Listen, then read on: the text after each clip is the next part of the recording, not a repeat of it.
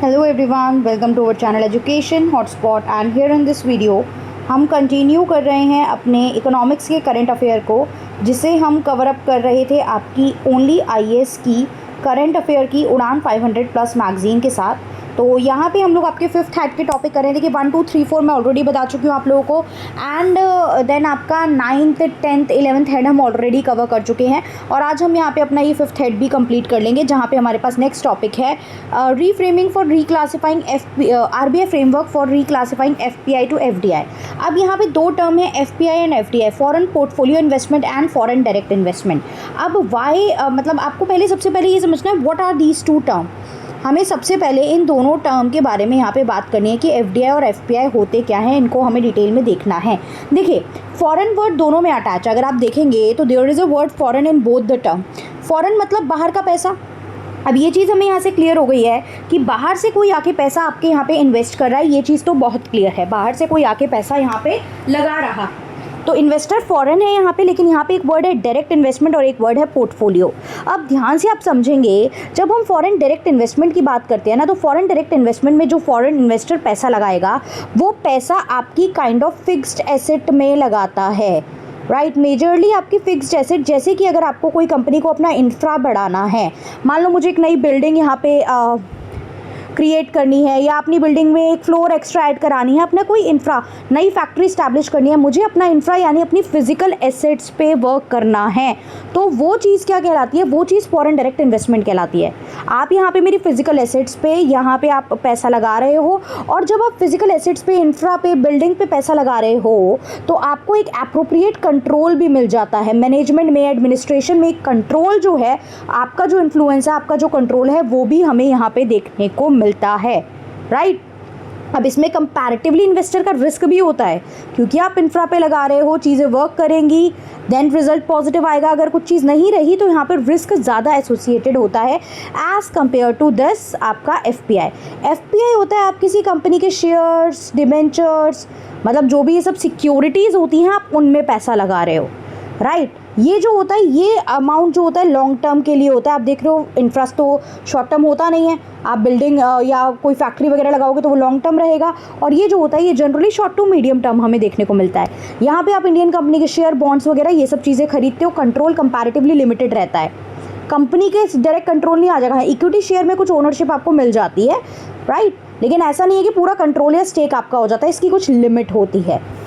चलिए, तो एक बार देख लेते हैं ध्यान से। लॉन्ग टर्म इन्वेस्टमेंट होती है एफडीआई, जहाँ पे एक फॉरेन एंटिटी जो है वो कंट्रोलिंग इंटरेस्ट ले लेती है डोमेस्टिक कंपनी में। कंट्रोलिंग इंटरेस्ट कैसे लेगी? जब अच्छा खासा मेजॉरिटी ऑफ द इन्वेस्टमेंट वो आपके यहाँ पे आपकी फिजिकल एसेट में कर रही है। ये नॉन डेप्ट क्रिएटिंग इन्वेस्टमेंट होती है, इस पर कोई उधारी क्रिएट नहीं हो रही है, आपकी कोई बर्डन क्रिएट नहीं हो रहा है। यहाँ पे आपको एक ओनरशिप मिल जाती है, कंट्रोल मिल जाता है उस कंपनी में, उस कंपनी की मैनेजमेंट में, डिसीजन मेकिंग में आपको एक ओनरशिप और कंट्रोल मिल जाता है। स्टेबल होती है और लॉन्ग लास्टिंग होती है। यहाँ पे आपको क्या होता है, गवर्नमेंट अप्रूवल लेना पड़ता है कुछ पर्टिकुलर सेक्टर में। प्राइमरी मार्केट है, प्राइमरी मार्केट मतलब होता है, सेकेंडरी होता है जब ऑलरेडी एग्जिस्टिंग मार्केट में आपकी सिक्योरिटीज़ हैं, आप उनको खरीदते बेचते हो, एंड प्राइमरी मतलब होता है फ्रेश मार्केट। यहाँ पे इन्वेस्टमेंट जो होती है वो फिजिकल एसेट्स में होती है। मैंने बताया बिल्डिंग्स हो गई, मशीनरीज हो गई, प्लांट्स हो गए, ये सब फिजिकल एसेट्स होते हैं। यहाँ पे आप बात करते हो कंट्रोल कौन कर रहा है इसको, तो आपके department of promotion of industry and internal trade, जो कि ministry of commerce and industry में जाती है, right. Ministry of commerce and industry में फॉल करती है, तो ये यहाँ पे इसको कंट्रोल करती है। वहीं एफडीआई की बात करें तो एफडीआई में आप किसी कंपनी की फाइनेंशियल एसेट जैसे स्टॉक, शेयर, डिबेंचर, बॉन्ड्स, इन सब में पैसा लगाते हो, और यहाँ कंट्रोलिंग इंटरेस्ट नहीं होता है। यहाँ पे बिल्कुल डेप्ट क्रिएट होता है। यहाँ पे कंट्रोल आपको कंपनी में नहीं मिलता है, माइनॉरिटी सी शेयर होल्डिंग आप लेते हो। डिसीजन मेकिंग, एडमिनिस्ट्रेशन, वो कंट्रोल आपके पास यहाँ पे नहीं आता है। कुछ रिस्ट्रिक्शंस यहाँ पे लगाई जाती है। यहाँ पे आप एक्टिव इन्वेस्टर होते हो, यहाँ पे आप डायरेक्टली इन्वॉल्व हो डिसीजन मेकिंग वगैरह में, लेकिन यहाँ पासिव इन्वेस्टर हो। ये प्राइमरी मार्केट में होता है, यहाँ पे ये सेकेंडरी मार्केट में देखने को मिलता है। यहाँ फिजिकल एसेट में पैसा लगा रहे थे, यहाँ फाइनेंशियल एसेट में पैसा लगाओगे। फाइनेंशियल एसेट अगेन स्टॉक और ये सारी चीज़ें जो होती हैं। इसको रेगुलेट करने का काम, क्योंकि स्टॉक डिबेंचर की बात करें तो इसको रेगुलेट करेगा security exchange board of India, and कुछ हद तक क्या होता है आरबीआई भी रेगुलेट करता है। इसमें देखिए प्रोसेस की मैं बात करूँ ना तो यहाँ पे ज़्यादा अप्रूवल्स वगैरह चाहिए, कंप्लायंस ज़्यादा फॉलो करनी है, और ये जो है रूल्स रेगुलेशन के मामले में इसके कंपैरेटिवली थोड़ा ज़्यादा ईजियर होता है। आई एम नॉट सेइंग कि कोई कंप्लायंस या लॉ फॉलो नहीं करना, बट कंपैरेटिवली इसके मुकाबले ज़्यादा ईजियर होता है। डन। तो आई होप एफडीआई एफपीआई समझ में आ गया होगा। अगला टॉपिक हम देखते हैं रूपी डेप्रिसिएशन। रूपी डेप्रिसिएशन सिंपल सी बात है, रूपी हमारी कंट्री की करेंसी है। जब भी हम डेप्रिसिएशन या एप्रिसिएशन की बात करते हैं तो हम in compare to other currency बात करते हैं।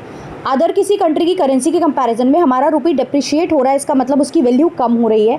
वैल्यू कम होना इन द सेंस जैसे एक रुपीज़ जो है डॉलर के हिसाब से देखें तो अगर वो 69 रुपीज़ दे के आपको $1 मिल रहा है, और वहीं अब वैल्यू हो जाए कि $1 के बदले आपको 75 देना पड़ेगा, तो ये 75 जो है ये आपका जो रुपी है, यहाँ पे जो आपका रुपी है वो डेप्रिशिएट हुआ है, राइट। यहाँ पे आपका रुपी डेप्रिशिएट हुआ है। वैल्यू ये मत देखो 69 से 75 हुई है।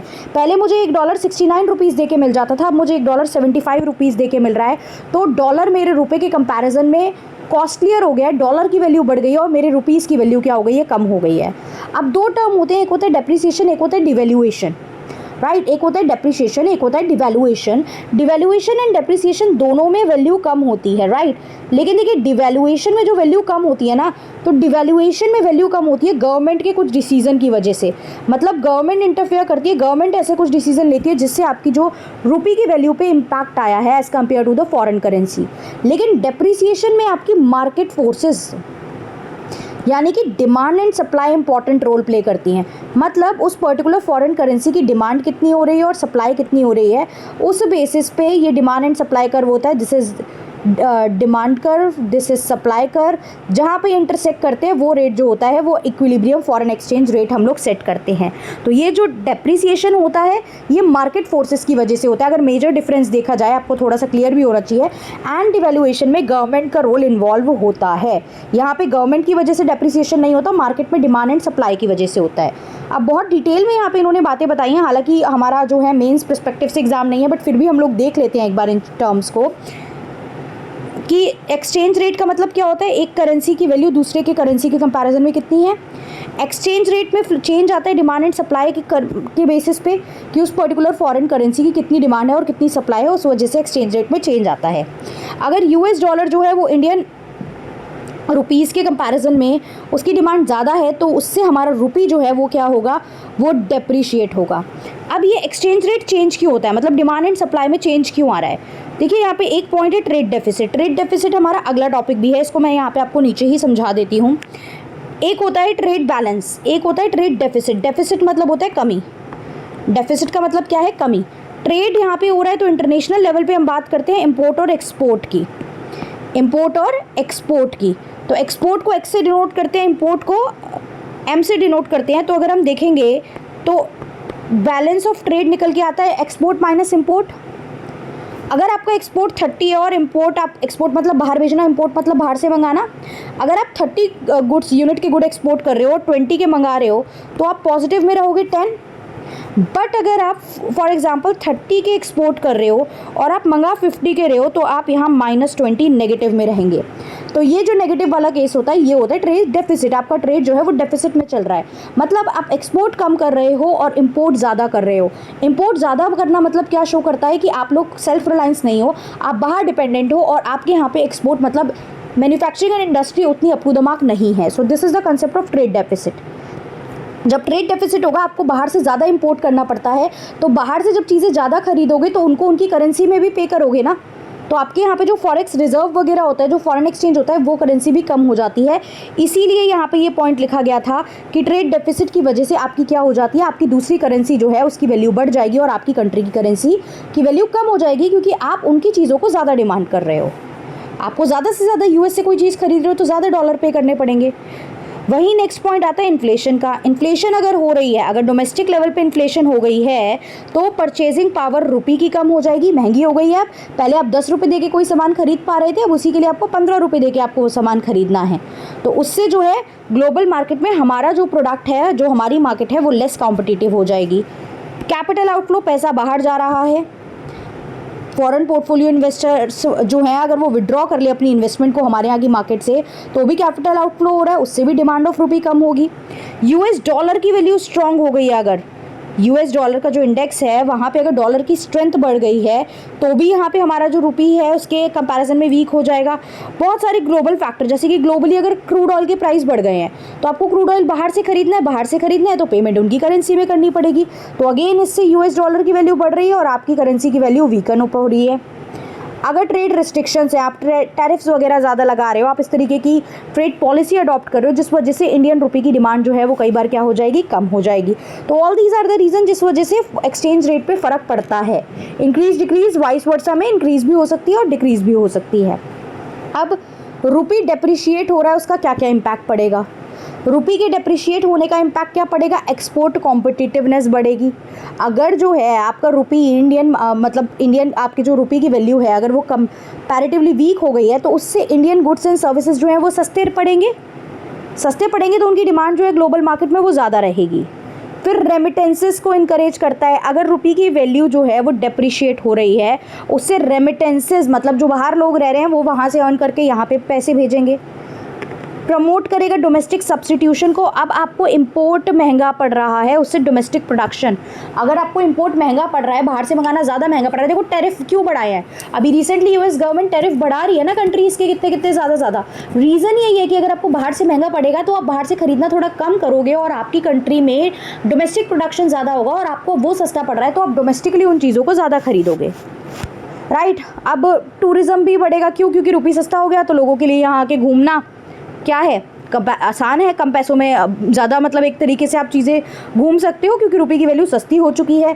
इंपोर्ट कॉस्टलियर पड़ेंगे, डेफिसिट जो है वो ज़्यादा बढ़ जाएगा क्योंकि अगर इंपोर्ट जो है वो एक ट्रेड और करंट अकाउंट में डेफिसिट हमें देखने को मिलता है। आपने पढ़ा होगा बैलेंस ऑफ पेमेंट चैप्टर, वहाँ आपने पढ़ा होगा करंट अकाउंट डेफिसिट एंड आपका कैपिटल अकाउंट डेफिसिट के कंसेप्ट आपने वहाँ पे पढ़े होंगे, राइट।